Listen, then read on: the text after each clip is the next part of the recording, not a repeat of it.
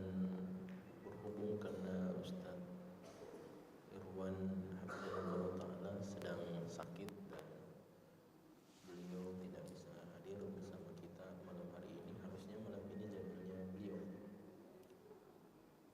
namun karena beliau sedang berhalangan dan tidak bisa datang, sehingga malam hari ini kembali kita melanjutkan pembahasan kitab Al-Adabul Mufrad karya Imam Al-Bukhari yang berisi adab-adab seorang muslim yang diajarkan oleh Nabi SAW dan diberi contoh oleh para sahabat Nabi kita Muhammad SAW.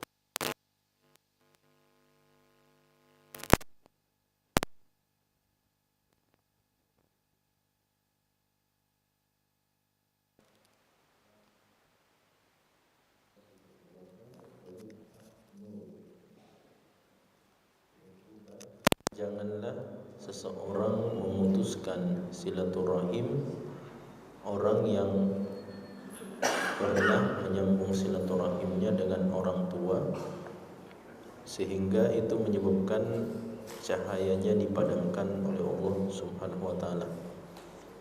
Dan di sini diambil dari hadis yang diriwayatkan dari Abdullah bin Salam.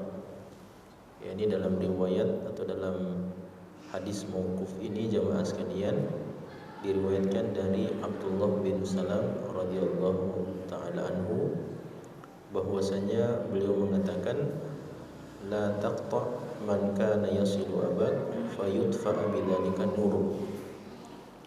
Ini memang bunyi judul babnya memang sudah seperti itu ya. Hadis mauquf ini sebagaimana diriwayatkan dari Abdullah bin Salam, bunyi teksnya memang sebagaimana judul bab yang tadi kita sebut. Janganlah kita memutus hubungan silaturahim dengan orang yang pernah berhubungan baik dengan orang tua kita, dengan ibu kita atau dengan bapak kita, karena itu sama saja jamaah sekalian memutuskan silaturahim orang yang memiliki hubungan baik dengan orang tua kita dahulu. Ini ceritanya kan orang tua kita sudah meninggal dunia ya, ibu sudah meninggal atau bapak sudah meninggal. Sedangkan orang yang dimaksud ini adalah orang yang punya hubungan baik dengan orang tua kita. Maka dalam hadis ini dikatakan bahwa memutuskan silaturahim, ya kurang lebih maknanya bahwa kalau kita memutuskan silaturahim dengan orang tersebut, maka itu sama saja kita putuskan silaturahim dengan orang tua kita. Karena perlakuan kepada mereka yang pernah dekat dengan orang tua kita itu sama dengan perlakuan kita kepada orang tua kita. Jadi kalau kita baik kepada orang yang dahulu dikenal oleh orang tua kita, maka itu artinya kita telah berbuat baik kepada kedua orang tua kita.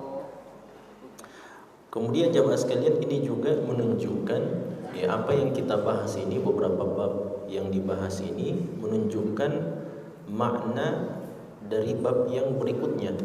Ya, meskipun sengaja kita tidak mengangkat pembahasan ini jamaah sekalian karena kurang lebih maknanya hampir sama sebenarnya dari apa yang kita sudah jelaskan sebelum-sebelumnya, di mana Rasulullah SAW bersabda dalam sebuah hadis, meskipun hadis ini dilemahkan oleh ulama, Nabi SAW mengatakan innal wudda yutawaras, sesungguhnya rasa cinta itu bisa diwariskan atau ditinggalkan. Jadi orang tua yang cinta kepada sahabatnya, cinta kepada kawan-kawannya, maka rasa cinta itulah yang menyebabkan silaturahim terjaga. Dan ketika silaturahim itu terjaga, maka silaturahim itu seharusnya meskipun orang tua kita sudah meninggal dunia, maka silaturahim itu tetap harus diwariskan, diturunkan kepada anak-anaknya. Nah, sehingga cinta seseorang kepada sahabatnya, kepada kawannya dan seterusnya itu seharusnya tetap diteruskan kepada anak-anaknya, agar kemudian termasuk ke dalam golongan sabda Nabi sallallahu alaihi wasallam, di mana Allah Subhanahu wa taala berfirman di dalam hadis qudsi, ainal mutahabbuna fi jalalati, manakah orang-orang yang saling cinta mencintai karena keagungan saya, kata Allah, adhilluhum tahta dhilli yawma la dhilla illa dhilli, saya akan naungi mereka pada hari ini di mana tidak ada lagi naungan bagi seseorang kecuali naungan dari Allah Subhanahu wa taala. Nah, ini hadis yang berikutnya atau bab yang berikutnya, bahwa al-wuddu yutawarath. Jadi rasa cinta itu jamaah sekalian harusnya diwariskan, apalagi kalau dia rasa cinta yang memang terjalin karena Allah Subhanahu wa taala. Agar kemudian kelak pada hari kiamat kita termasuk dalam golongan orang-orang yang difirmankan oleh Allah Subhanahu wa taala, al-akhillau yawma idzin ba'dhum li ba'din aduwwun illa al-muttaqin. Jadi orang yang saling cinta mencintai di dunia ini kelak pada hari kiamat akan saling bermusuhan satu sama yang lainnya kecuali orang-orang yang bertakwa. Jadi mereka cinta mencintai karena ketakwaan. Tidak berjumpa, dalam hadis yang lain dikatakan mereka tidak berjumpa kecuali karena Allah dan tidak berpisah juga kecuali karena Allah SWT. Jadi contoh misalnya kita para jamaah sekalian, misalnya kita berjumpa di masjid ini karena Allah Subhanahu wa taala. Apa itu? Karena kita mau sholat berjamaah. Itu perjumpaan karena Allah Subhanahu wa taala. Nanti sebentar kita berpisah juga karena Allah Subhanahu wa taala, karena masing-masing memiliki tugas dan tanggung jawab. Termasuk yang ikut dalam kajian. Makanya kalau kita berjumpa dengan saudara kita, dengan jamaah kita, para ulama menganjurkan untuk, bahkan dalam agama kita sebenarnya anjurannya perjumpaan dengan sesama muslim dimulai dengan ucapan salam, kemudian berjabat tangan, kan seperti itu. Makanya sampai Imam Nawawi mengatakan kalau ada dua orang muslim bertemu di masjid, namun karena kondisi tidak memungkinkan keduanya untuk saling mengucapkan salam dan saling berjabat tangan, maka dianjurkan bagi keduanya untuk berjabat tangan setelah sholat selesai. Jadi setelah seluruh rangkaian ibadah sholat sudah selesai, sholat sunnahnya sudah selesai, maka dianjurkan untuk berjabat tangan supaya tetap terjaga itu sunnah yang diajarkan sama Nabi SAW. Jadi berjabat tangan. Tidak bisa kita berjabat tangan padahal sudah saling baku lihat ini. Misalnya ada bapak yang masuk dari pintu sini, ada bapak juga yang masuk dari pintu sini, itu kan sudah baku lihat itu. Tapi karena sholat sudah ditegakkan, maka harus masuk dalam ibadah sholat. Tapi sunnahnya itu tetap harus dijaga itu. Kan sudah saling melihat tadi. Maka setelah selesai sholat sunnah, berdiri kemudian berjumpa, lalu kemudian berjabat tangan. Berjabat tangan selain menjalankan sunnah Nabi, maka juga menggugurkan dosa-dosa kita. Kan kita tidak tahu jamaah sekalian, kita berjumpa seperti ini kan model-model orang bertakwa semua. Nanti sebentar pulang ke rumah, datang ke warkop dan seterusnya, itu sudah sembarang dicerita itu. Mungkin terselip nama saudara kita, jamaah kita terselip di situ namanya, sempat kita gibahi tadi pagi misalnya dan seterusnya. Maka itu bisa menggugurkan dosa kita. Kalau berjumpa dengan dia, berjabat tangan, menggugurkan dosanya. Lebih hebat lagi kalau kita bisa meminta maaf darinya. Minta maaf, ini tadi pagi sempat saya singgung nama tak sedikit. Alhamdulillah kalau dimaafkan. Oleh karena jamaah sekalian, ini al-wuddu yutawarath. Jadi kasih sayang itu, rasa cinta itu, jika dia karena Allah Subhanahu wa taala, maka seharusnya diwariskan kepada anak-anak kita. Kemudian yang berikutnya, nah ini pembahasan kita jamaah sekalian, kita akan ambil dua pembahasan langsung. Karena dua pembahasan ini sebenarnya dia adalah satu pembahasan sebenarnya, hanya saja dia dibagi dalam dua bab. Nah, bab yang ke-23 di sini disebutkan oleh Imam Bukhari, bab la yusammir rajulu abahu. Bab tidak bolehnya seorang anak untuk menyebut atau memanggil namanya bapaknya. Wala yajlis qablahu, dan tidak duduk sebelum bapaknya, wala yamshi amamahu, dan tidak berjalan di depan bapaknya. Nah, ini kita akan jelaskan apa maknanya. Kemudian bab yang berikutnya dengan judul bab hal yukanni abahu. Bab bolehkah seorang anak memberikan atau memanggil kunyah kepada bapaknya. Nah, kunyah itu jemaah sekalian, kalau kita biasa bilang bapaknya bacok, bapaknya becek, bapaknya ini dan seterusnya, itu namanya kunyah. Mamanya bajo, mamanya ini, itu namanya kunyah. Dalam bahasa Arab disebut sebagai kunyah. Saya tidak tahu nama bahasa Makassarnya apa, disebut apa itu. Intinya dia panggilan akrab, panggilan dekat untuk seseorang dengan meminjam nama anak tertuanya. Biasanya begitu kan? Biasanya entah itu anak tertua atau anak yang paling bungsu. Biasanya begitu. Cuman satu hal yang kalau kita melihat kepada penjelasan para ulama kita, maka umumnya jamaah sekalian, nama kunyah itu diambil dari anak laki-laki. Biasanya seperti itu. Kecuali kalau dia tidak punya anak laki-laki. Misalnya dia cuma punya anak 4 orang, semuanya perempuan, maka tidak apa-apa. Misalnya Abu Aisyah, misalnya bapaknya Aisyah, Ummu Aisyah, karena memang tidak ada anaknya laki-laki. Tapi sebagian ulama juga membolehkan untuk memberi nama kunyah dengan nama laki-laki meskipun tidak ada anaknya laki-laki. Seperti misalnya Abu Abdillah, padahal tidak ada sebenarnya namanya anak laki-lakinya, namanya Abdullah. Itu sebagian ulama melihat bahwa nama yang diambil itu adalah nama laki-laki memang. Nah, dua pembahasan sebenarnya, tapi dia maknanya sama dan pembahasannya satu sebenarnya, satu rangkai. Yang pertama jamaah sekalian adalah hadis yang datang dari Abu Hurairah radhiyallahu taala anhu. Berkata Imam Bukhari, di sini disebutkan haddatsana Abu Rabi', guru beliau, an Ismail bin Zakaria, dari Ismail bin Zakaria, qala, beliau mengatakan haddatsana Hisham bin Urwah. Hisham bin Urwah ini adalah cucunya Zubair bin Awwam. Hisham bin Urwah bin Zubair bin Awwam. An abihi aw ghairihi, dari bapaknya yaitu Urwah bin Zubair. Anna Abu Hurairah, bahwasanya Abu Hurairah. Nah, ini yang meriwayatkan hadis ini adalah Abu Hurairah radhiyallahu ta'ala, atau yang berkata di dalam hadis ini adalah Abu Hurairah. Anna Abu Hurairah absara ini. Suatu ketika jamaah sekalian, Abu Hurairah itu pernah melihat 2 orang laki-laki.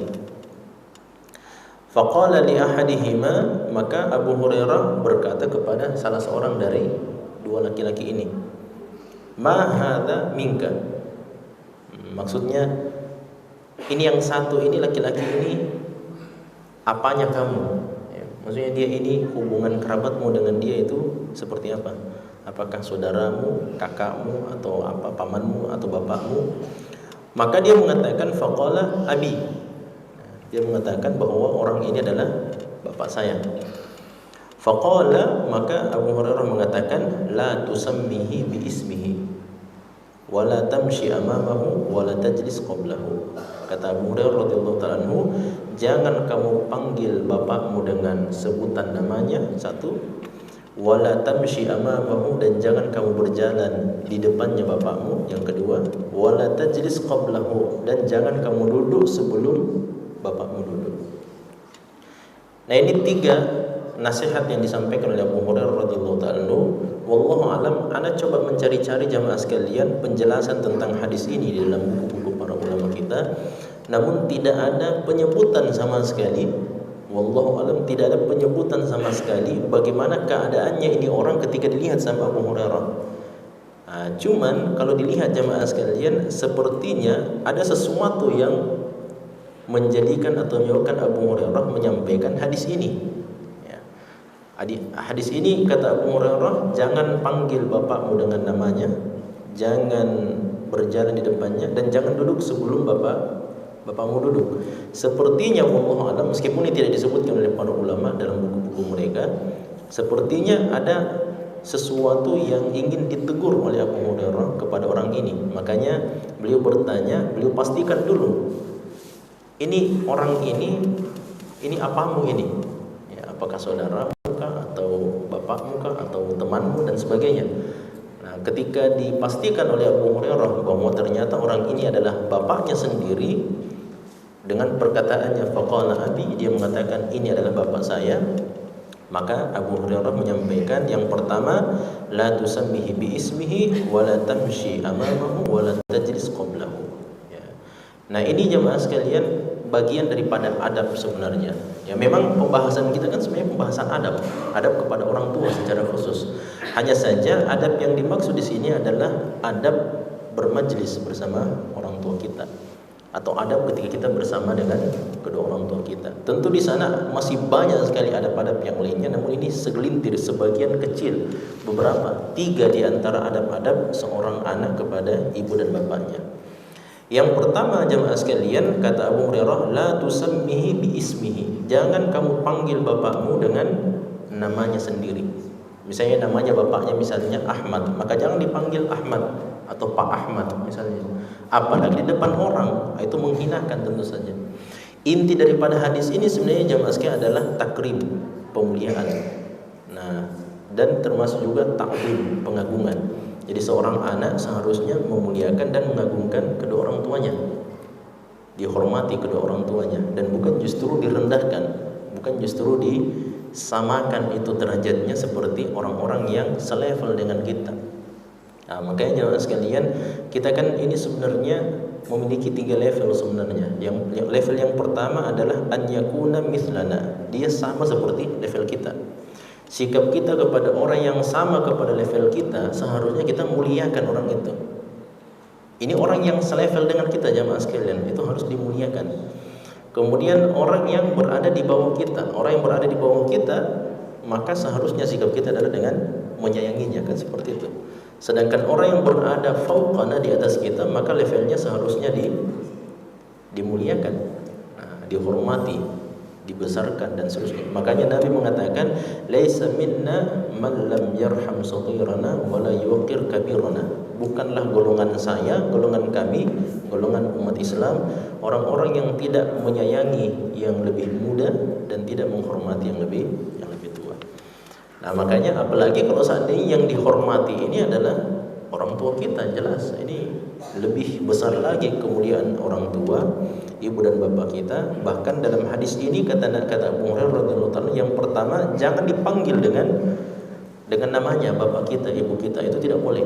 Nah, cuman ada problem jemaah sekalian di sini, ulama kita membahas bagaimana kalau ibu dan bapak kita itu senang dan suka kalau dipanggil dengan namanya sendiri. Maka beberapa ulama kita, di antaranya Syekh Utsaimin rahimahullah taala, itu boleh memanggilnya tapi tidak di hadapan orang lain. Ini contoh ya, karena ditanyakan kepada beliau bahwa saya punya ibu saya itu senang kalau saya panggil dengan namanya sendiri. Ya, biasanya kan kalau kita panggil bapak, kita panggil ibu, kita panggil abi, kita panggil umi dan sebagainya. Itu umumnya normalnya seperti itu jamaah sekalian. Tapi ternyata sebagian orang tua ada yang senang juga kalau dia dipanggil dengan namanya sendiri jamaah sekalian. Nah, kata ulama kita, di antaranya Syekh Utsaimin, boleh dilakukan itu tapi jangan di hadapan orang lain. Kenapa? Karena kalau dia dilakukan di hadapan orang lain itu belum tahu dengan kondisi kita. Nah, mungkin saja mas kayak kalau kita panggil misalnya nama bapak kita sendiri misalnya, dia senang sebenarnya. Dia senang, orang tua kita senang kalau kita panggil dengan namanya. Tapi orang lain itu kan tidak tahu jamaah sekalian. Kita panggil misalnya nama bapak kita, nama ibu kita, dianggap kita kurang ajar. Kenapa dipanggil dengan nama bapaknya? Harusnya dengan panggilan penghormatan, pemuliaan dan seterusnya. Makanya kata Syekh Utsaimin, boleh kalau seandainya ada kondisi seperti itu jamaah sekalian, ibu, bapak kita justru lebih senang kalau dipanggil. Biasa kan ada ibu yang sosialita, ibu-ibu sosialita. Jadi tua sebenarnya tapi mau kelihatan masih muda. Nah, biasa kan kalau dia agak cepat menikah jamaah sekalian, kemudian cepat punya anak, alhamdulillah. Biasa kan anaknya ya mirip-mirip lah. Kalau saya cerita diri sendiri, mirip-mirip seperti keluarga saya sebenarnya jamaah sekalian. Ibu saya itu menikah lulus SMP kalau tidak, atau tidak lulus SMP kalau tidak salah, ya maklum orang kampung. Bapak saya lulus SLTA langsung menikah dengan ibu. Kelas 2 SMP kalau tidak, atau kelas 3 SMP, itu katanya baru pulang dari sekolah. Ini ceritanya ibu saya ceritakan sendiri. Baru pulang dari sekolah jamaah sekalian, belum sempat ganti baju, langsung dikasih pakai baju baju pengantin. Nah, itu sudah langsung dinikahkan. Makanya usianya masih sangat belia dan langsung sudah punya anak. Anak yang paling tertua Ya kalau dilihat tidak jauh-jauh beda sih usianya, beda belasan tahun. Makanya yang seperti ini kan kondisi-kondisi di luar daripada umumnya keadaan kondisi yang ada. Makanya kalau ibu misalnya dia lebih senang kalau dia dipanggil dengan namanya sendiri, tidak ada masalah. Tapi catatannya jangan dilakukan di luar rumah atau di depan orang lain, karena orang lain belum tahu jamaah sekalian dengan kondisi dan keadaan kita. Ini yang pertama. Jadi penghormatan kepada ibu, penghormatan kepada orang tua kita, kepada bapak kita adalah dengan memanggilnya dengan panggilan pemuliaan. Ya, dengan panggilan pemuliaan bapak, ibu, atau abi, atau abata, atau ummah dan seterusnya. Panggilan-panggilan pemuliaan dan tidak dengan menyebutkan namanya langsung. Bagaimana kalau kita panggil dengan kunyah? Nah, ini sekaligus pembahasannya untuk bab yang berikutnya. Bagaimana kalau kita panggil dengan kunyah? Sebagian ulama melihat memanggil orang tua dengan panggilan kunyah, Abu Fulan, Abu Muhammad, Abu Ishaq, Abu In dan seterusnya, Abu Abdillah dan sebagainya, itu kan kunyah namanya. Sebagian ulama melihat memanggil seorang anak, memanggil bapaknya dengan kunyah itu adalah bukan termasuk pemuliaan. Sebagian mengatakan seperti itu. Jadi kalau anak memanggil bapaknya dengan mengatakan wahai Abu Muhammad, ya, padahal dia sendiri Muhammad, atau dia sendiri Abdillah, atau dia sendiri Abdullah, wahai Abu Abdillah, itu kayak orang lain, jemaah sekalian. Kayak orang lain itu yang panggil bapaknya sendiri. Yang dia panggil belakang itu namanya sendiri. Nama saya Rahmat, wahai Abu Rahmat. Makanya sebagian ulama melihat itu justru bukan pemuliaan, itu justru penghinaan kepada orang tua. Wahai Ummu Abdillah, nah, dia sendiri Abdullah. Nah, makanya sebagian ulama mengatakan itu bukan pemuliaan, makanya tidak diperbolehkan. Nah, hanya saja jamaah sekalian, di sini Imam Bukhari munculkan satu hadis di sini, dua riwayat di sini pada bab yang ke-24 dengan judul ini memang ada tanda tanyanya di sini. Ya, dalam judul bab ini hal yukanni abahu. Ini pertanyaan kan? Tadi kita bilang dalam hadis yang sebelumnya, hadisnya Abu Hurairah, tidak boleh seorang anak memanggil nama bapaknya, nama ibunya. Nah, di sini pertanyaan, hal yukanni abahu, bolehkah kalau anak itu memanggil bapaknya, memanggil ibunya dengan kunyah?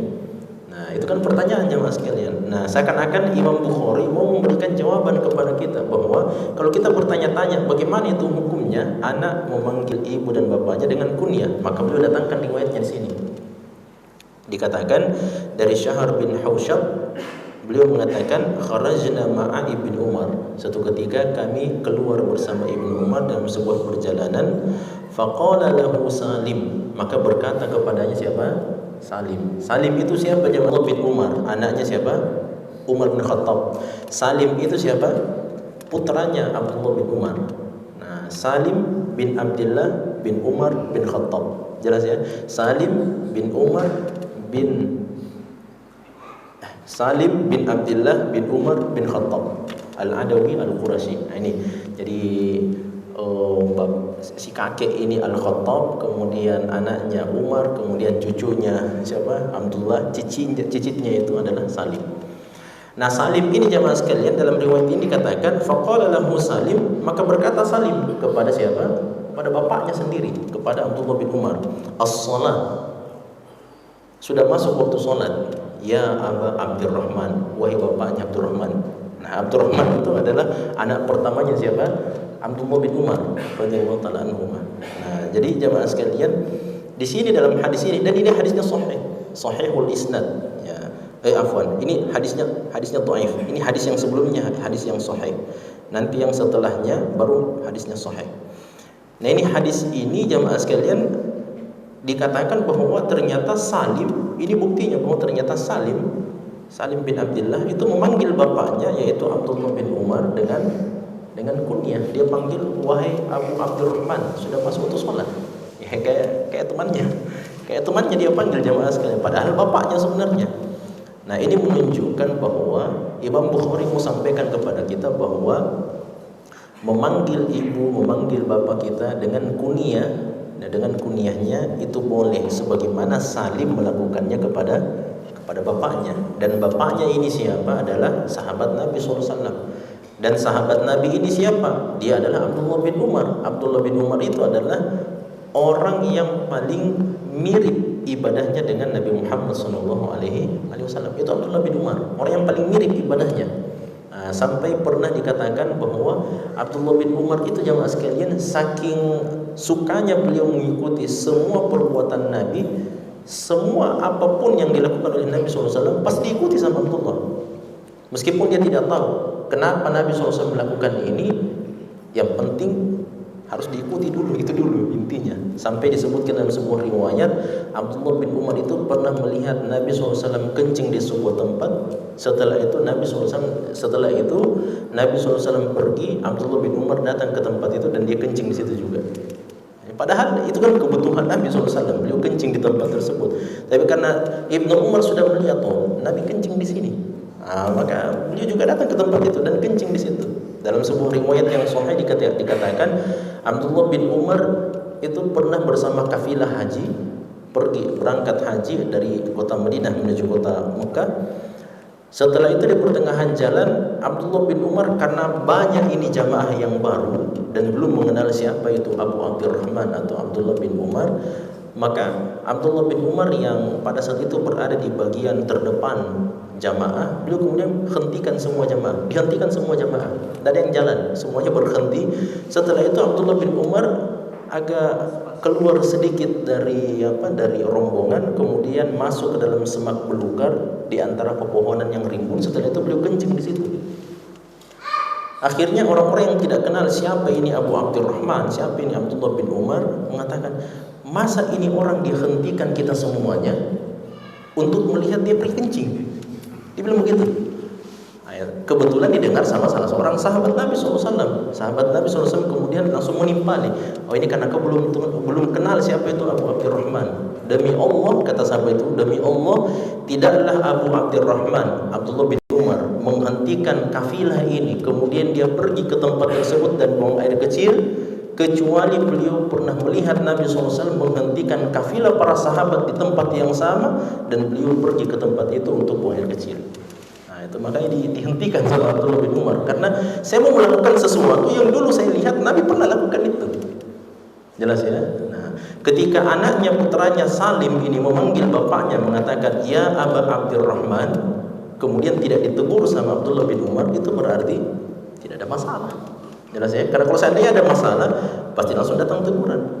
Kami dahulu bersama Nabi SAW tidak pernah kami dilarang sama Nabi untuk memanggil orang tua dengan kunyahnya. Harusnya ada itu kalau seandainya dilarang. Dalam riwayat yang kedua jamaah sekalian dikatakan dari Sufyan, dari Abdullah bin Dinar, dari Abdullah bin Umar, dan ini hadisnya sahih sanadnya, dari Ibnu Umar qala lakin Abu Hafs Umar qada. Nah, tapi maksudnya jamaah sekalian, kalau Abu Hafs Umar qada, maka beliau mengambil qada. Ini dalam salah satu penjelasan, dalam salah satu pembahasan jamaah sekalian, di mana Abdullah bin Umar ternyata ketika menyebutkan pembahasan ini, bahwa bapaknya dulu dalam pembahasan ini beliau melakukan qada. Beliau melakukan qada. Wallahu alam seperti ini pembahasan tentang ibadah salat. Nah, untuk Umar bin Khattab kata Abdullah bin Umar, adapun Abu Hafs Umar maka beliau mengqada. Jelas ya? Syahidnya jamaah sekalian bahwa ternyata Ibnu Umar sendiri memanggil bapaknya dengan Abu Hafs. Nah, Abu Hafs itu jamaah sekalian adalah kunyah untuk bapaknya, untuk Umar bin Khattab radhiyallahu taala anhu. Nah, makanya ini dua riwayat ini, dan ini riwayat yang kedua adalah riwayat yang sahih, menunjukkan bahwasanya boleh bagi seorang anak untuk memanggil bapaknya, untuk memanggil ibunya, bahkan di hadapan khalayak ramai pun juga itu tidak ada masalah. Hanya saja jamaah sekalian perlu dilihat juga, ini persoalan yang seperti ini tentu kembali kepada urf dan kebiasaan. Nah, sebagian bahkan kebiasaan itu jamaah sekalian, anak itu memanggil bapaknya dengan nama bapaknya, biasa ya, sebagian urf kebiasaan. Maka tetap harus melihat kepada urf dan kebiasaan. Kalau kebiasaan kita orang Makassar, maka kita memanggil dengan sebutan bapak, dengan sebutan ibu dan sebagainya. Tapi sebagian daerah barangkali mungkin memanggil dengan nama bapaknya sendiri, dengan nama ibunya sendiri, itulah pemuliaan. Jelas ya? Makanya ini kata ulama kita, persoalan yang seperti ini itu dikembalikan kepada urf masyarakat. Nah, yang bagaimana itu urufnya masyarakat, maka itulah yang digunakan. Kemudian jamaah sekalian, ini pembahasan yang pertama, la tusammihi bi ismihi. Jangan dipanggil nama ibu dan bapak kita dengan namanya sendiri. Adapun untuk kunyah maka hukumnya dibolehkan. Kemudian yang kedua jamaah sekalian, kata Abu Hurairah di sini, wala tamshi amamahu, dan jangan kamu berjalan di depannya. Berjalan di depan orang tua jamaah sekalian ini dalam urf bangsa Arab itu adalah bentuk penghinaan. Nah, makanya disebutkan di dalam ayat yang pertama surat Al-Hujurat, ya ayyuhalladzina amanu, wahai orang-orang beriman, la tuqaddimu baina yadayillahi wa rasulihi wattaqullah. Jangan kalian mendahului Allah dan Rasulnya, dan bertakwalah kepada Allah. Apa maknanya jamaah sekalian? Ternyata sebagian riwayat itu menyebutkan bahwa sebab turunnya ayat ini adalah karena sahabat itu jamaah sekalian, ketika turun ayat Al-Quran kepada Nabi SAW dan sudah dibacakan kepada para sahabat itu biasa mengatakan begini, lau unzila kada wa kada, seandainya turun ayat seperti ini dan seperti itu. Ya, ketika turun ayat kepada Nabi SAW dan diterangkan, dijelaskan serta dibacakan ayatnya oleh Nabi SAW, para sahabat mendengarkan. Setelah selesai jamaah sekalian, Nabi sudah berbalik, sudah pulang ke rumah dan seterusnya, atau ada urusan, maka sebagian sahabat mengatakan begini, lau unzila kada wa kada, seandainya turun ayat seperti ini dan seperti itu. Nah, makanya akhirnya Allah SWT dalam riwayat itu diterangkan, fakarihallahu dzalik, maka Allah tidak menyenangi yang seperti itu. Fa anzala hadhil ayat, maka Allah turunkan ayat ini, la tuqaddimu baina yadayillahi wa rasul. Jangan kalian mendahului Allah dan Rasulnya. Dengan perkataan itu kan, seandainya turun ayat begini, ayat ini, tidak usah didahului jamaah sekalian. Allahu a'lamu haitsu yaj'alu risalatah. Allah itu paling tahu kepada siapa risalah itu diberikan. Allah turunkan kepada Nabi Musa, ya diturunkan kepada Nabi Musa alaihissalam, bukan kepada Nabi Harun kan? Padahal Harun lebih tua, lebih kakak jamaah sekalian, sedangkan Musa itu adik. Allah Subhanahu wa taala turunkan kepada siapa? Kepada putra ketiganya, putra ketiga laki-laki Nabi Adam alaihissalam. Itu kan ceritanya Habil dan Qabil. Nanti anak yang ketiganya jamaah sekalian laki-laki itulah Nabi Syekh. Kenapa Nabi Syekh yang dipilih menjadi nabi yang mewarisi nubuahnya Nabi Adam alaihissalam? Bukan Habil. Kan Habil, bukan Qabil, kan Qabil yang hidup ya, Habil yang meninggal. Nah, bukan Qabil jemaah sekalian, apalagi memang Qabil kan pembunuh. Ya. Makanya yang dijadikan diangkat dalam sejarah diceritakan begitu. Nabi Adam alaihissalam diwafatkan, yang dinubuat setelah itu bukan Habil, yang dinubuat adalah Syekh. Nah, itu kan Allahu a'lamu haitsu yaj'alu risalatah. Allah paling tahu itu kepada siapa risalah itu diberikan. Orang-orang Mekah juga mengatakan, diabadikan dalam Al-Qur'an, seandainya risalah ini diturunkan kepada salah seorang dari dua pemuka dan dua pemangku adat terbesar di Jazirah Arab, entah itu di Mekah Abu Jahal atau di Taif, seseorang pemuka kabilah Hawazin atau Hunain jamaah sekalian di Taif, itu salah seorangnya adalah pemuka yang sangat terkenal sekali. Seandainya kepada Abu Jahal atau kepada ini, semua orang akan masuk Islam, seandainya ya. Tapi mereka tidak tahu bahwa melalui tangan Nabi Muhammad lah seluruh Jazirah Arab akhirnya masuk Islam 23 tahun 2 bulan 12 hari. Nah, makanya jamaah sekalian, adab kepada Allah, adab kepada Rasul secara khusus ya, adab kepada Rasul dalam ayat ini, kata para ulama kita, ulama tafsir, jangan mendahului Allah dan Rasulnya dengan perkataan dan perbuatan. Makanya itu Ibnu Mas'ud bilang begini, kami dahulu kalau berjalan bersama Nabi SAW, kami cari-cari bayangannya Nabi. Kenapa dicari-cari bayangannya Nabi? Karena likai la tata'u qadamuna dhillahu, supaya kedua kaki kami ini tidak menginjak bayangannya Nabi SAW. Nah, coba kalau seandainya para sahabat itu berjalan di depan Nabi SAW, sedangkan mereka tidak memperhatikan Nabi SAW berjalan, mungkin jamaah sekalian bayangan itu datang dari belakang mereka, mereka tidak lihat bayangan Nabi SAW bisa diinjak. Makanya para sahabat itu mereka berjalan bukan di depannya Nabi, mereka berjalan di belakang Nabi SAW. Dan tidak ada yang mendahului Nabi SAW berjalan di depan beliau kecuali siapa? Abu Bakar As-Siddiq. Kenapa? Ada sebabnya, ada alasannya. Jadi boleh hukumnya mendahului orang tua kita kalau seandainya ada alasan. Contoh misalnya alasan seperti kisahnya Abu Bakar As-Siddiq. Abu Bakar itu dalam proses hijrah dari Mekah menuju Madinah, jamaah sekalian, itu kan keliling itu kan sebenarnya. Ini kan Mekah, di atasnya Madinah. Itu tidak langsung ambil jalur lurus seperti ini, tidak. Itu kan keliling, jamaah sekalian. Keliling dulu, ke bawah dulu, baru setelah itu berkeliling itu. Abu Bakar As-Siddiq dilihat sama Nabi SAW. Kenapa ini Abu Bakar tidak tenang sekali? Kadang dia ada di samping kanan saya, kadang di samping kiri, kadang di belakang jalan, kadang di depan juga berjalan. Maka dipanggil sama Nabi SAW, wahai Abu Bakar, kenapa kau sedikit-sedikit di sebelah kanan saya, sedikit-sedikit sebelah kiri, sedikit-sedikit sampai di belakang, sedikit. Apa kata Abu Bakar Siddiq? Ya Rasulullah, saya khawatir kalau seandainya saya tidak berada di belakang anda, sebentar ada anak panah yang melesat mengenai anda, maka biarlah saya yang paling pertama kena. Saya khawatir saya berjalan di hadapan anda, saya khawatir jangan sampai ada tombak yang mengarah dari depan anda, dari hadapan anda, dan anda tidak bisa menghindarinya, maka biarlah saya yang paling pertama kena. Nah, itu Abu Bakar Siddiq radhiyallahu ta'ala. Makanya untuk urusan atau alasan, karena memang ada alasan, ada uzurnya jamaah sekalian, maka boleh. Contoh, misalnya contoh, kalau kita mau ke masjid naik motor, nah, kan anak di depan, bapaknya di belakang. Itu tidak ada masalah kalau begitu jamaah sekalian. Jangan kita anak kemudian kita minta kalau bisa kita yang ngantar Kak, atau kita yang di depan bawa motor. Saya ingin tidak, anak yang harusnya ini, kalau anaknya sudah dewasa jamaah sekalian ya, kalau sudah bisa bawa motor, bawa kendaraan, maka anak yang memuliakan. Orang tua biarlah duduk di belakang, orang tua biarlah duduk di samping kalau dia naik mobil dan seterusnya. Nah, ini pemuliaan jamaah sekalian kepada orang tua kita. Wala tamshi, jangan berjalan di hadapannya. Karena apa? Karena orang yang ini menurut bangsa Arab jamaah sekalian, orang yang paling mulia itu berjalan paling depan. Orang yang paling mulia, kalau seandainya ada sekelompok orang, 10 orang misalnya 15 orang, maka yang paling mulia itulah yang paling depan. Kebalikannya dengan orang musyrik jamaah sekalian, orang yang paling mulianya itu paling belakang. Karena semuanya adalah pengecut.